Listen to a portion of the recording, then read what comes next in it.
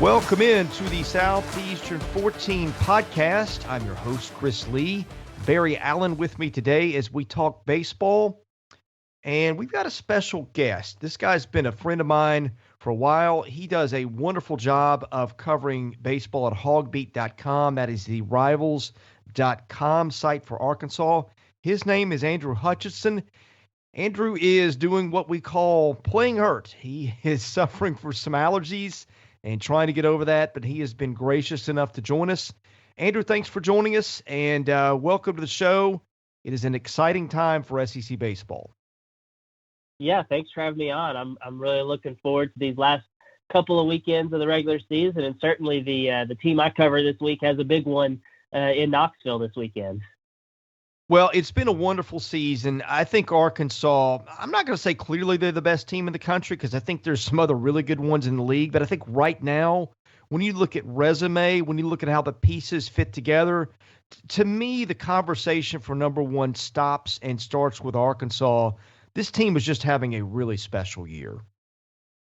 They really are. And I mean, you hit it on the head with the resume. I mean, they're 12-3 against teams that are currently ranked in the top 25. And probably the most incredible stat about that is that all 15 of those games have been away from Baum Walker Stadium. I mean, they've won series at Louisiana Tech, Ole Miss, South Carolina. They swept Mississippi State in Starkville, which I still can't believe. And then, of course, they started the year with the 3 neutral site wins over the 3 best Big 12 teams in TCU, Texas, and Texas Tech. So the resume they have right now is phenomenal. And I was even making a comment the other day that, you know, even if they slip up in one of these last 2 series, which I totally anticipate happening because it's just incredibly difficult to win 10 SEC series in a row, then even as long as they don't get swept or, you know, if they just, you know, win one series and, you know, win the other series, I still think they're probably the front runner to be the number 1 overall seed in the NCAA tournament. Now, I don't necessarily know that's a great thing based on the history of that seed, but I think it would be pretty incredible considering what the expectations were for Arkansas heading into this year. Why are they so good?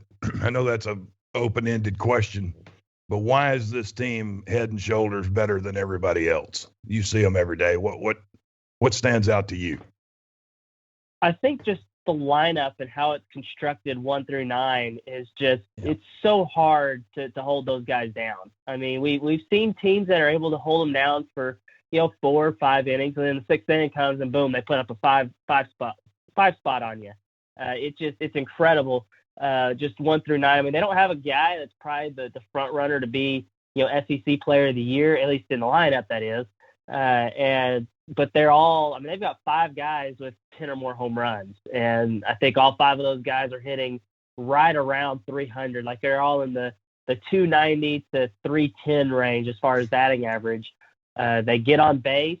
They have a really good on base percentage. They draw a ton of walks. And it's just 1 through 9. I mean, there are really no weak spots. I know Arkansas fans will complain like, oh man, Jalen Battles, you know, isn't really swinging the bat very well. But 1, he's an excellent shortstop defensively. Mm-hmm. And 2, he's still hitting about 260, I want to say. And he's got 4 home runs, including the really big one against Georgia this past weekend. So I think a lot of teams would die to have that guy hitting in the 9 hole for him just because he's still a really solid hitter, if not, you know, a great hitter like, you know, some of the guys like, you know, Robert Moore, Matt Goodhart, guys like that. Andrew, we have had an endless supply of calling the Kopps jokes here at the podcast. So we appreciate every time Kevin Kopps pitches. I know Dave Van Horn does too. The numbers are unbelievable. I mean, this just in league play. 40 innings, 8 walks, 65 strikeouts, a .45 ERA, 4 wins, 6 saves. I moved Kevin Kopps up to number 1 in our pitcher of the year rankings this week ahead of Kumar Rocker. Now that could flip back. And frankly, when you've got an 0.45 ERA, at some point, right, there's a crack in there because nobody can pitch at that level. But he has, and he is, and you watch him, and he's unbelievable with his breaking ball and stuff. And I do think truly he is the pitcher of the year in the SEC to date. What have you seen that makes him so special?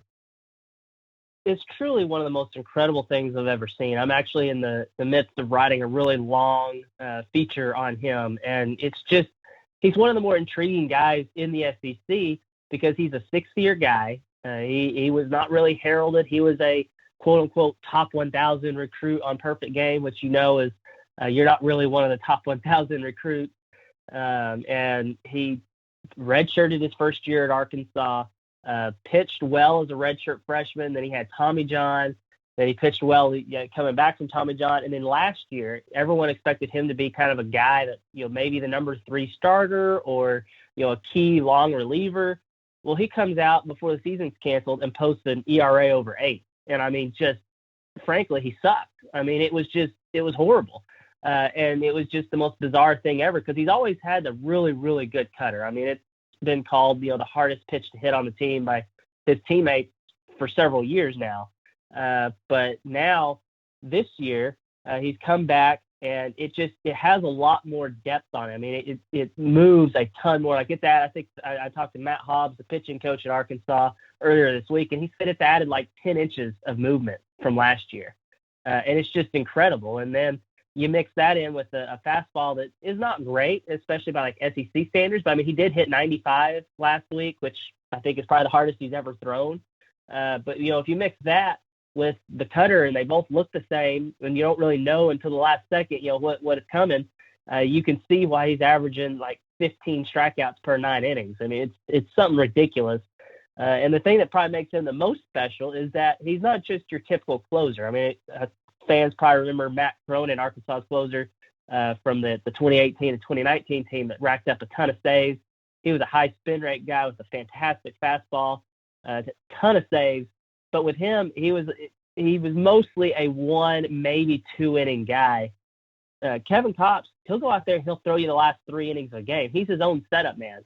And against Georgia this past weekend in Game 3, after throwing 3 innings in Friday's game, 50-plus pitches, he comes back on Sunday and throws the last 4 1/3 innings. So he was basically his own bridge guy, his own setup guy, and the closer, although he earned the win for that game because Arkansas was trailing when he came in.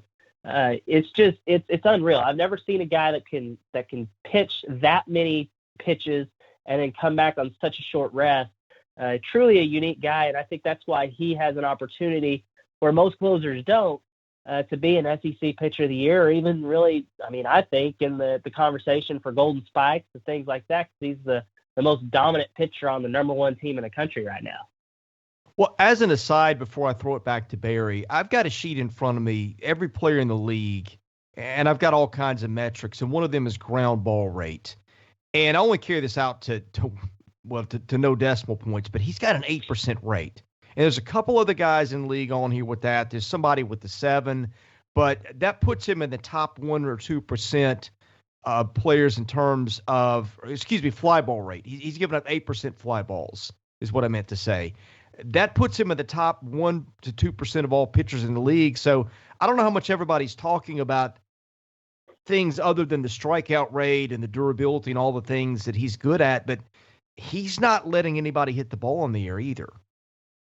Yeah, I mean, it's incredible. There was actually one stretch, I meant to mention this earlier, across 4 appearances where he actually retired 28 batters in a row. So basically the equivalent of a perfect game plus an out.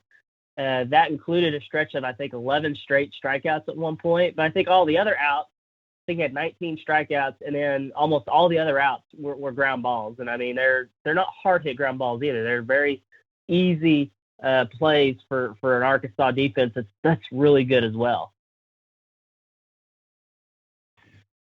Let's go back to their offense just a little bit. I mean, it's kind of a veteran group, but you talked about their power earlier. The multiple guys with 10 home runs. Did they see that when the season started? I mean, I think they felt like their offense was a little bit ahead of the pitching. Did they see this power? Did they see this kind of team coming up, offensively that they actually have? Oh, definitely. It's something that Dave Van Horn actually told us during the fall. I mean, he was like, hey, we've hit more home runs this fall than we did the fall before the 2018 and 2019 teams. seasons, and those were the two of the top home run hitting teams in school history. They actually hit a school record 98 home runs in 2018, and he was saying we hit more home runs this year than we did that year. And you don't have an Andrew Benintendi who hits 20 or Heston Kjerstad who's going to hit 15, I guess a couple of these guys may have a chance to hit 15, but you don't have just one single guy that's racking up most of those home runs. I mean, it's literally the five guys that have double-digit home runs, they have either 10, 11, or 12 home runs. They're all very tightly close together, and it's hard to know which guy's going to finish with more home runs this year. And then it's something I think Dave Van Horn said they thought maybe 3 or 4 guys would have double-digit home runs, and another couple guys would have 8 or 9. So they may have exceeded the expectations a little bit. But it's not something that Dave Van Horn's really surprised about. He knew that this was going to be a lineup that had more. And honestly, they should have a 6th guy that has 10 home runs in Colin Smith, because he's been splitting time at third base with Jacob Nesbitt, and it's been a little bit of a thing that fans have complained about because Jacob Nesbitt does not hit very well.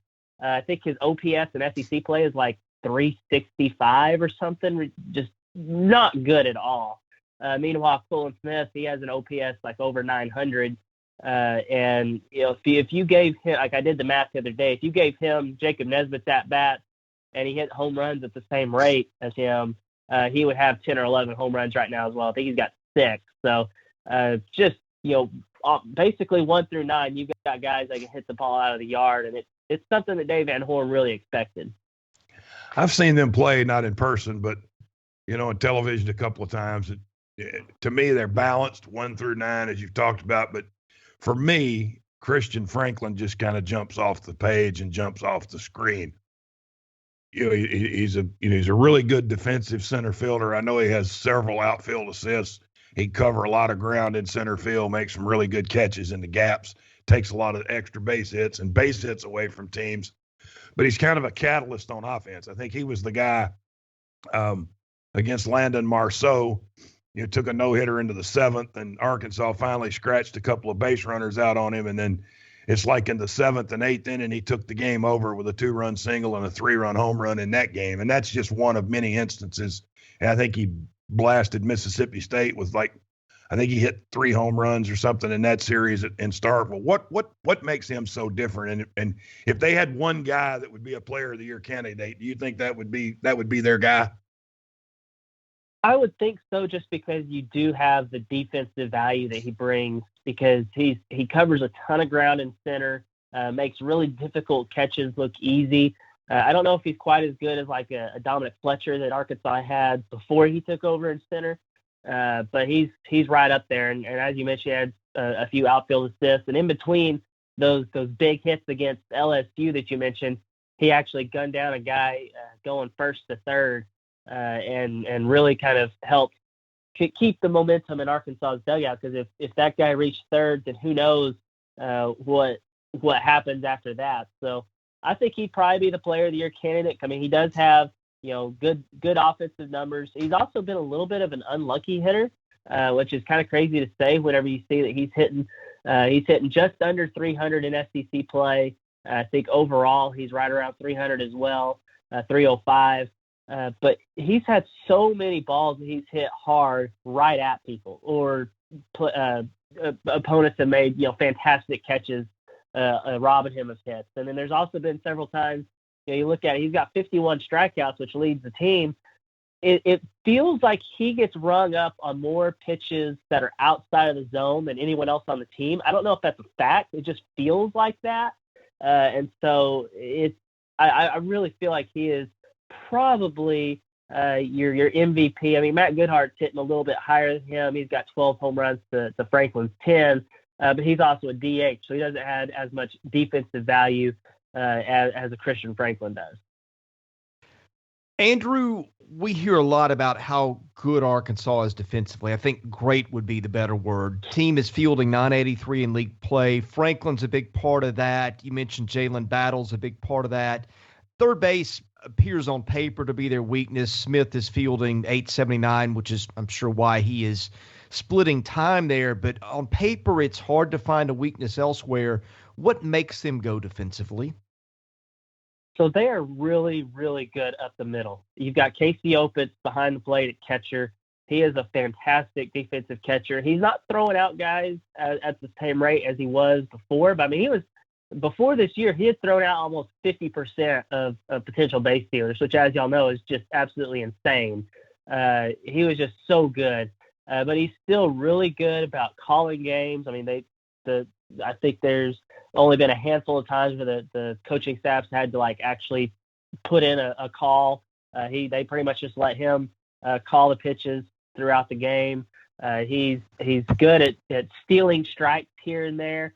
And blocking pitches, when you got a guy like Kevin Kopps that's throwing, sliders and things like that and cutters, in the dirt, he's just swallowing them up. So I feel like that, and you got, Robert Moore, who could probably play shortstop, but him being at second base, and then Jalen Battles being a phenomenal defensive shortstop, and then Christian Franklin at center, just really, really good up the middle. Andrew, I want to talk about Patrick Wicklander because he's a guy that suddenly sort of edged himself in that pitcher of the year conversation. I don't know that he's thrown enough innings to where he's going to get there, but the numbers have been phenomenal. On paper, it looks like he's a guy who doesn't hurt himself, which is a big thing for pitchers. Tell us a little bit more about him.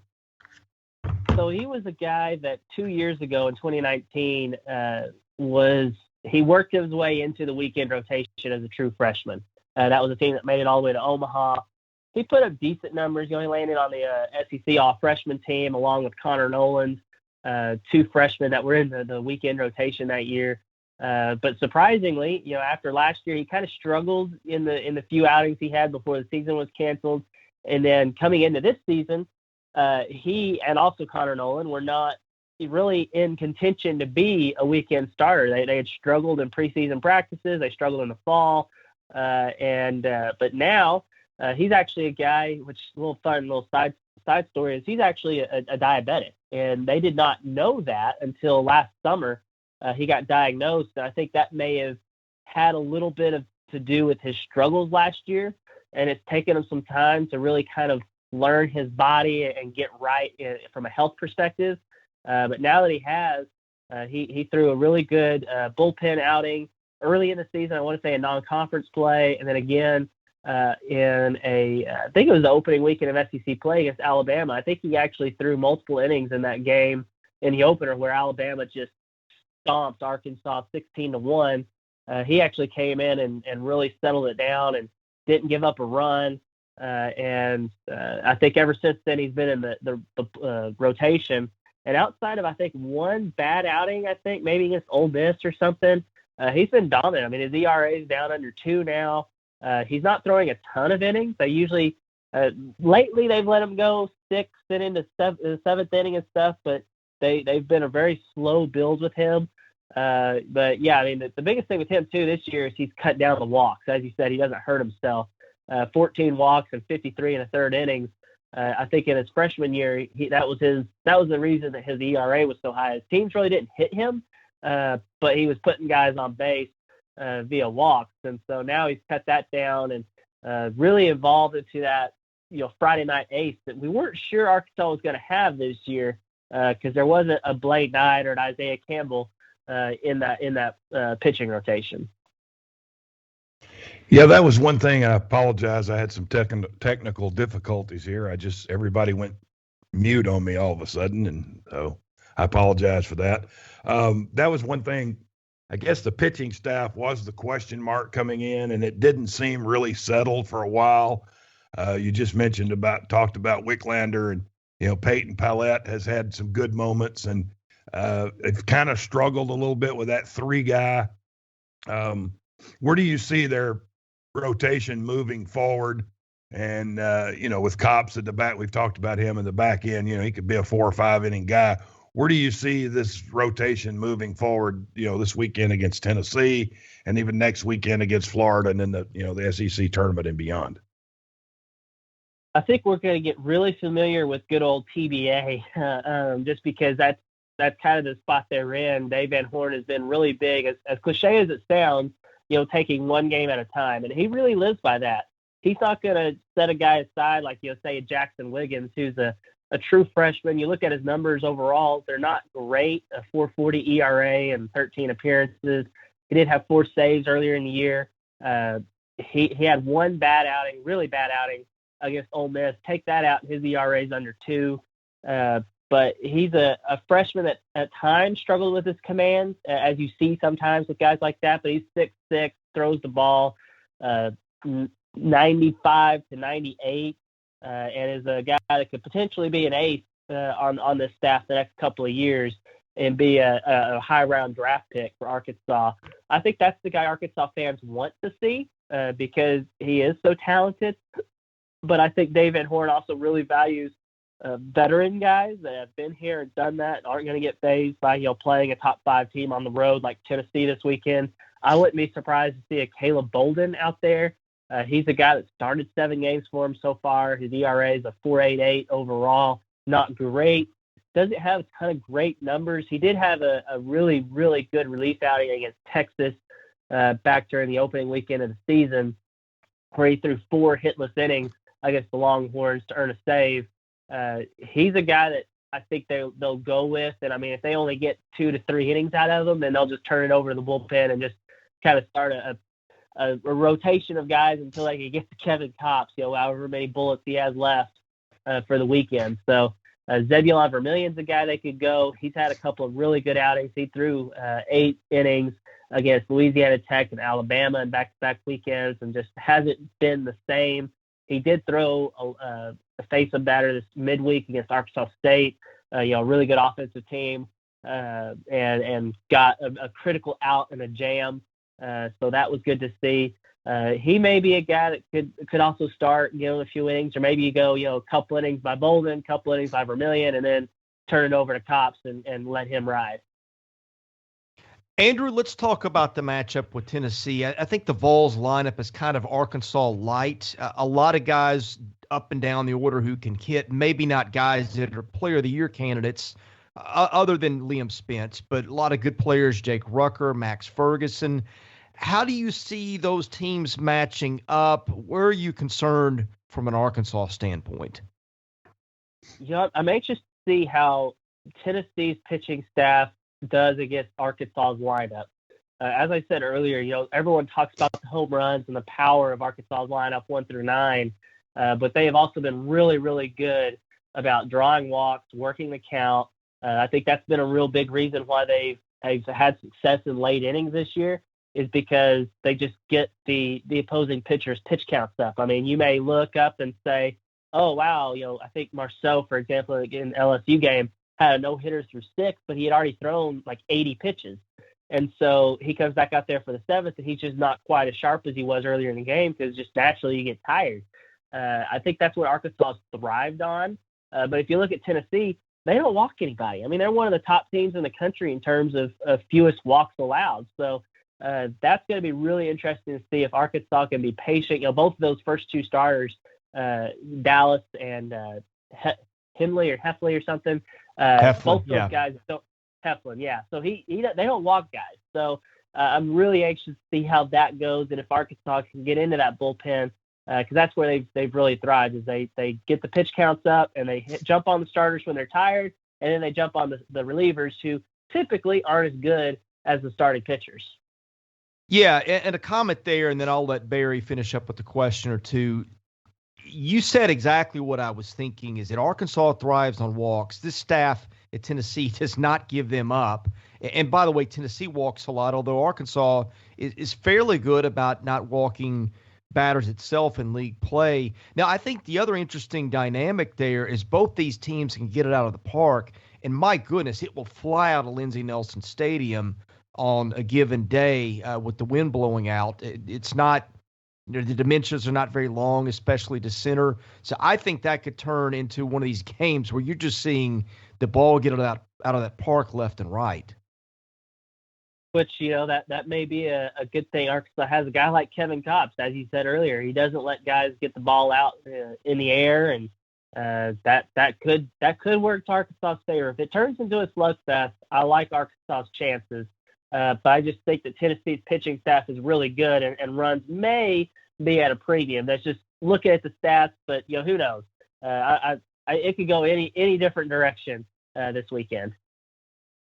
One thing you mentioned earlier, and we've talked about this through the course of the season, is how good Arkansas is on the road and the quality wins that they have. I mean, this is not going to phase Arkansas going to Knoxville tonight with or this weekend with, I think, relaxed COVID restrictions. I think all the games are sold out. I think they're going to have checkerboard grandstands tomorrow with white alternated with orange all the way around the stadium. They're having a pig roast. I think Peyton Manning's going to throw out the first pitch. This is a new experience for me for Tennessee. This is something that most Tennessee fans don't realize they were actually good 25 years ago. And I think this is a new experience for Tennessee. I don't think this is a new experience for Arkansas because they've been to Mississippi State this year. They've been to Ole Miss this year. They've had beer showers. They persevered. They won 5 of 6 in those 2 venues. They went to Tech and won in an incredible atmosphere in a 10-inning game on a Friday night. They played in a major league stadium opening weekend, and they beat 3 really good teams in 3 really different games. I guess you know where I'm going with this. I think Arkansas wins this series because I think they're better at maybe handling the environments and stuff. Do you see that? Do you see this being just another series, not just another series for Arkansas, but business as usual, take care of your business? This is how we've done it in the past, and maybe a little bit newer deal for Tennessee, because it's one thing to play LSU this year at home. Vanderbilt is Vanderbilt. They're going to get jacked up for them because they get all the good players and they're better than them now. And now they got somebody coming in that's got some real merit, number 1 team in the country. Do you think Arkansas has a little less pressure than Tennessee does? Yeah, I mean, they honestly thrive on these road atmospheres. I mean, you mentioned Louisiana Tech. I mean, that was just absolutely crazy. It was a little bit restricted as far as attendance, but if you watched the game and looked at all the fans that were piled up like outside of the stadium, beyond the outfield wall, I mean, it was crazy. I mean, it looked like Wrigleyville out there or something. And you mentioned, they played LSU the week they opened up the box to 100% capacity. Obviously, LSU isn't LSU this year, and I don't even know if they sold out all those games, but still, it is LSU, a place Arkansas traditionally has played very, very poorly. First time they've won a series down there since 2004. The week before that, they played at South Carolina. The week they expanded their capacity, I think they went to 50% for Arkansas, and it was a little bit of a rowdy atmosphere there. You mentioned the 2 Mississippi schools. I mean, they've been open almost all season for full capacity, and I think Ole Miss actually broke their school record for a 3-game series as far as attendance is concerned. So this is nothing new to them. They're going to thrive off this atmosphere. I think they've thrived off of it at Bob Walker Stadium in past years. Whenever you're packing 10, 11, 12,000 fans in their home ballpark, they haven't had that this year because Arkansas has had some more restrictions. They are opening it up to 100% next weekend against Florida, which is going to be awesome. But they haven't really had that at home. So I think they've just kind of said, hey, we're gonna take this on the road and we're gonna thrive off of it. And a guy that really comes to mind for that is Robert Moore. He's a great kid, great Christian guy and everything. But when he gets out there on the field, he's not afraid to show a little bit of emotion. If you haven't seen the bat flip that he did against South Carolina, it's pretty epic. And that was as the student section was chanting Oompa Loompa at him because he's not exactly a big guy. So I think Arkansas is going to just thrive on the atmosphere. I don't know if they're going to win the series because I think Tennessee is really, really good. And I do think Arkansas is eventually, you would think, going to slip up at some point. But if they do lose, I don't think it's going to be the atmosphere got to them or anything like that. Well, nobody will have it covered better than you at hogbeat.com. I know you've already started with your pre-series coverage. I know you'll have it covered wall to wall during the weekend. Tell folks a little bit about what you guys do and what you've got coming up this weekend. Yes, I mean, I've already got my preview story up for the Arkansas-Tennessee series. I'm working on a really big Kevin Kopps feature right now that's going to be a really long read that I think any SEC baseball fan will enjoy reading just because he's been so dominant this year and his stories are very unusual. But yeah, we cover basically everything at Arkansas. I mean, we're all over football. Spring ball's done now, but recruiting's about to amp back up with the visits and stuff like that. My coworker Nikki Chavanel does a fantastic job covering that aspect. The basketball team is just soaring right now, coming off of an Elite Eight, and Eric Musselman knows how to keep the storylines going well into the off season. I don't remember ever writing this many off-season stories about basketball in my previous 8 or 9 years on the beat. So just constantly staying busy. And, of course, baseball, I'll have full-blown, in-game coverage in a game thread. I'll have post-game stories, recap of the scoring. I've got box scores, post-game interviews, pretty much everything you possibly need about the baseball series covered on hogbeat.com. Yeah, you do a great job. Also, give your Twitter out before you leave us too, Andrew. Yeah, you can follow me at NWA Hutch. That's Northwest Arkansas, NWA Hutch. And I tweet all my stuff out there. You can contact me there if you've got story ideas, tips, anything like that. I'm always all ears. All right, Andrew, you do a great job. You're also one of my favorite people at the network. Thank you so much for joining us today. Yeah, thanks for having me on, guys. All right, thanks, Andrew Hutchinson of Hog Beat. And Barry, let's continue talking a little bit here. I think this is just a fascinating series. I don't know how else to put it. The matchup with Tennessee being home, the crowd being into it, with Arkansas being so good on the road, with the teams not giving a lot of free passes, with them both hitting a lot of home runs. To me, these are very similar teams in style. And again, you got a Vol team that's going to be sky high playing at home, and gets a team that's handled the road better than anybody. I just think this could be the series of the year in the league. Oh, I definitely think so.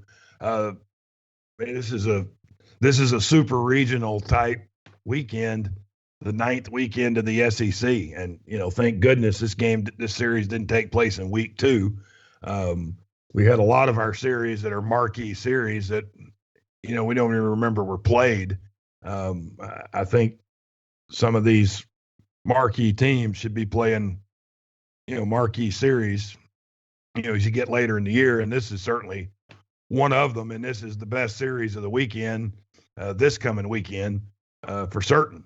2 really good teams, 2 top 5 teams. I like Tennessee. I don't like Tennessee at all. I just think Arkansas is going to win. You got to pick somebody. So that's what I think is going to happen this weekend, just because they've been so good on the road, and not anything against Tennessee. I just think Arkansas is just a really good team on the road, and they're going to thrive on that atmosphere. And I can't wait for it to start tonight. And it's SEC Plus tonight and Sunday, and it's on the network tomorrow at noon Eastern, 11 Central. So a Central time zone folks will get up early and get ready for a day of SEC baseball. And this will be the leadoff tomorrow for this weekend. I think it's 2 really good pitching staffs. I think there's some really good offensive players, and I can't wait. I really can't wait to, I think it's 5:30 Central time tonight for them to get going, at Lindsey Nelson Stadium. And I think it's going to be a really great atmosphere. It was for Vanderbilt, and I think it'll be that way for when Arkansas rolls in there tonight. Just an elite series with a super regional headed Omaha type atmosphere tonight. Barry, let's talk a minute about some other SEC news. And I think we previewed the other series a little bit yesterday in the podcast. We may touch on some loose ends if you've got anything, but 2 big things that happened overnight. Vanderbilt has announced that Jack Leiter is its Saturday starter for its Saturday game against Ole Miss. And then Alabama's got an injury with Drew Williamson. So I'll let you expound on both those for a minute. Yeah, Leiter's back. They announced last night that he would be going in game 2, and I think that's good for him, and I think that's good for Vanderbilt. Might not be good for Ole Miss, but he's had a week off to rest and try to get things back together for him, and I think that's a good one, it's a good sign for Jack Leiter, and two, it's a good sign for Vanderbilt that there's no damage, anything serious injury wise, and he's available to go this weekend. Drew Williamson, it's a wrist and hand injury for him. He had season-ending surgery yesterday, so Alabama's lost yet another starter, another guy for the season. So he's out this weekend. I don't know exactly how they'll move the things around. Davis Heller played there some, I think, against Vanderbilt. Not a really good option on offense in a series where you need offense. So I don't know if they'll try to move some people around and get some other, bats in the lineup. I don't know if Diodati can play first base. I would assume he could, and get you another DH in there. But I know they've played Heller some as a backup first baseman, and I just don't think he's quite there yet offensively. They could take over, in a series of this magnitude with LSU, trying to get in this weekend, try to pick up some more wins and different things. And we can touch on this a little bit next week, but 12 wins is not going to get you in the NCAA tournament. Alabama's at 11 right now. Only one SEC team with 12 SEC wins in the current format since 1999 has gotten in the NCAA tournament, and that was the 2009 Vanderbilt Commodores. It gets a little more odds are a little higher with 13 and 14 wins, but 12 has not had a ton of success in getting in. So Alabama needs wins this weekend, and now they're down Prelip and John and Guffey and now Williamson. So it just keeps going on and on and on for them. But LSU, big series for them at home this weekend too, trying to make some, stay in the hunt for an NCAA tournament. I think they're in Hoover, but it'll keep them in the tournament, in the NCAA tournament picture. And a big series in Auburn. We touched on that yesterday too a little bit. A&M and Auburn, and somebody's going to win that series, and that'll bolster their SEC tournament chances anyway. And then just briefly, last night's game, I think we texted a couple of times. I think you see why Mississippi State's among the best teams and why Missouri isn't. I think the eighth inning or seventh inning, eighth inning, whichever inning it was, if you want to see Missouri season in a nutshell, there it was. Couldn't throw strikes, walked three guys, made an error. No ball left the outfield. Well, left the infield except for the two they hauled in. They robbed Tanner Allen of a home run and then ran a ball down in the gap, but had ground balls all over the infield, scored 2 runs on a ground ball to second base. It could have been the third out of the inning. And I think you just look at that and you go, yep, that's why Missouri has 5 SEC wins. I mean, it just didn't work for them, and whatever could go wrong for them did. And I mean, they were in it for 6+ innings, but the good teams find a way to win, and the teams that don't have a lot of success, they oftentimes find a way to lose. And when you're playing each other, the gravity tends to move towards the better team than the not so good team. And tough loss for them last night, and good comeback for Mississippi State. They got to stay hot. They got to keep winning because they got to stay. Still got to catch Arkansas and Tennessee who are ahead of them in the standings. Yeah, and correct me if I'm wrong. I think that was a 7th inning that was the crazy one in that one. I think it was the 7th and not the 8th, right? Yeah, I said 7th or 8th. I think it was the 7th inning that they got that all that crazy stuff happened. And the kid on the mound for Missouri, he might have got squeezed a little bit. I mean, there's some borderline pitches. There were some close ones he didn't get for sure. He threw 9 or 10 straight balls, and then like I say, it goes that way when you're struggling. You throw 9 or 10 straight balls, and then the other team comes out there and they're fighting for number 1 in the conference. And what do they punch out? 9 straight guys? I mean, they got 9 straight. Yeah. I think 10 of the last 12 outs were strikeouts. They had all strikeouts in the 6th, 7th, and 8th inning. Of course, they brought Landon Sims in the 8th inning, and he blew up. He's going to blow up anybody. So not much chance there. I mean, if you're behind and he comes in, you're pretty much like Kevin Kopps. Good luck. That's the scouting report on him, because his fastball is incredible and his slider's unhittable and filthy and unfair. I think Kyle Peterson talked about it on I think it was him. Might have been an Arkansas pitcher, but when they were playing Arkansas, I remember he was doing the game and he goes, He goes, you're talking about a fastball that's 96, 97, and then you got a Bugs Bunny slider. He goes, yeah, good luck on that one. He goes, Tommy, talking to Tom Hardy, he goes, Tom, they have no chance. I mean, it's just, you can just see that. And the guy's incredible. I mean, it's 2 strikeouts an inning, per inning, which I've never seen. I mean, I've never seen a guy dominate hitters and good hitters like he has this year. Yeah, and the crazy thing about that game last night is Missouri's ahead most of the game, and you're just waiting for it to happen, right? I think everybody was. And then, who was it? I think it was Tanner Allen hits a fly ball to center, and Andrew Kiefer just reads it and just sits with his hand on the wall for what seemed like 10 seconds, waiting for that ball to come down, and reaches about a foot over the fence and brings it in. You're going, maybe it isn't Mississippi State's night. Maybe this is how it's going to end, and then the inning just blows up them later with the wild pitch or the pass ball or whatever they ruled it, and the infield grounder that scores 2 runs. And like you said, that's just kind of a glimpse of why Missouri is having the season it is. Yeah, that was an incredible catch, by the way. He timed it just right. It almost was like the end of the movie of The Natural or some baseball movie. You're either waiting for it to go over the fence or you're waiting for the guy to catch it. And it seemed like it took forever. And he hauls the ball in and gets it back into the infield. And I think the really cool thing with that is, and people can say what they want to about the left field lounge and going to Starkville and playing, but those folks appreciate good baseball, whether their kids turn it in or somebody else's. And there were a bunch of people they didn't interfere with him. They got out of his way. They knew if we interfere with him, and it's a home run and we bump him, they're going to call our hitter out. They got out of the way. And then when he made the catch and he throws it back in, they're leaning over the wall and high-fiving the dude. He's going down the line, high-fiving guys all the way from the right field. It was in right field, from the right field foul pole to right center field. I mean, it was incredible. I mean, they understood, hey, the guy just robbed us of a 2-run home run, but, kid made a great play.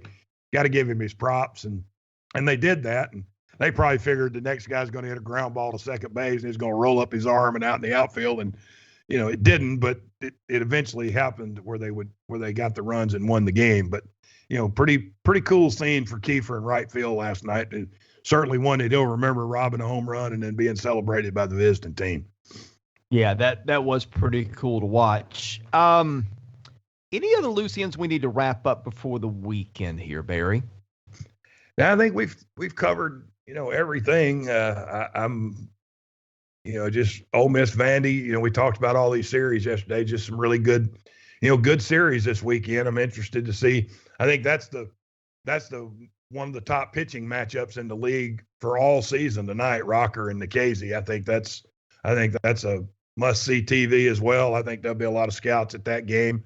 And I think that'll be a highlight tonight as well. But just how quick the season's been, and into the the next to last weekend of the regular season, and next week we play Thursday, Friday, Saturday, getting ready to go to Hoover. So it's moved along very quickly. It's kind of sad that it's all coming to an end, but we've still got some a lot of exciting postseason time left, and a lot of meaningful games over the next, I guess it'd be 9 days to determine our league champion and the 2 division winners. And they are announcing the 20 host sites today. The NCAA, they're supposed to have done it Monday. Then they said it'd be Thursday or Friday. I just saw something where it's going to be today. So we'll take a look at that, and we'll get that information up and out to everybody. And then one thing we'll post this morning, the College Baseball Hall of Fame. I don't want to slight this. The College Baseball Hall of Fame announced its 2021 class yesterday. Dr. Mike Gustafson from Texas Tech, the president and general manager of the Hall of Fame. Excellent facility. I've been. It's in Lubbock, Texas. No, you can't get there from here, but it's a wonderful place. Everybody should go. The big celebration. But 2 SEC guys, Todd Helton and Greg Olson. And we had a little story about both of them the other day. So it's funny how we were talking about both of them. And then, 2 days later, they're both inducted into the College Baseball Hall of Fame. So those induction ceremonies will be June or July. They may or may not be virtual. I don't know what their what they're planning for that yet. But two well-deserved SEC guys, more SEC guys going into the College Baseball Hall of Fame, and they picked two really good ones in Todd Helton and Greg Olson. Yeah, glad to see that as well. Well, we will have you covered here next week. After this great weekend of baseball ahead, we'll have you covered at the website. That is southeastern14.com, so be sure and check out our content over the weekend. Please subscribe, rate, and review our podcast wherever you get your podcasts. That helps us get found. Anyway, he's Barry Allen. I'm Chris Lee. Thanks to Andrew Hutchinson of hogbeat.com for appearing on our podcast today. Everybody have a great weekend. We'll see you back again on Monday.